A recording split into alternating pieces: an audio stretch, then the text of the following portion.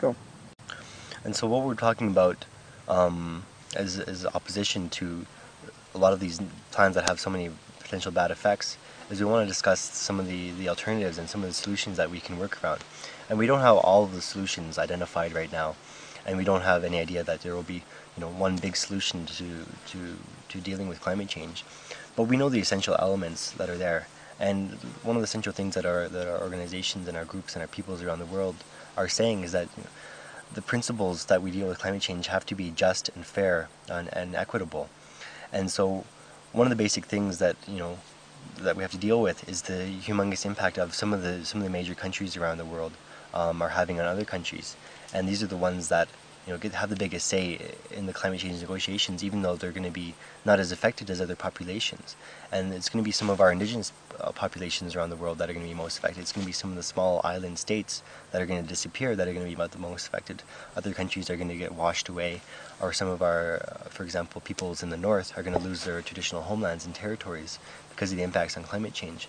So part of what we're talking about is that our peoples need to have the most representation, but also have the most support in dealing with climate change. They need to be there at the discussion tables at all levels to document, these are the very real effects of climate change are having on our peoples.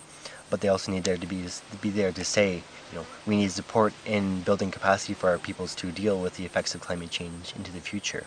And so that's one very real aspect of supporting people actually already dealing with climate change on the ground. But the other major thing is that we have these countries need to take a humongous responsibility for dealing with climate change, and we need to really be focused on complete change of lifestyle and change of society across the board. It's going to be a very radical change that we need to see happen, and it's not really a question of whether it is going to happen. It's going to be how it happens and how quickly it happens.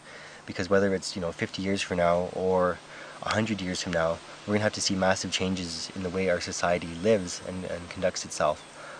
Is going to be the only way that our societies are going to be able to survive. And what we're talking about is getting away from a fossil fuel infrastructure that has so many damaging effects, not only for our people because of the climate change effects, but also from the extraction. I mean, that's why we're gathered here in Nevada, is discussing some of the effects that these explorations, oil explorations, and other mining explorations are having on indigenous populations.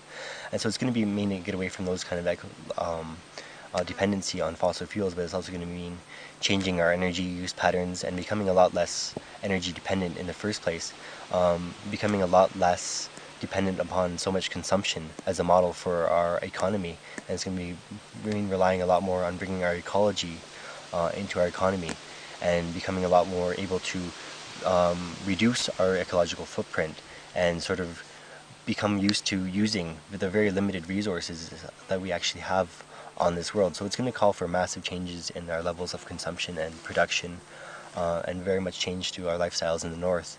It was at the same time as bringing equity and justice to populations all across the world.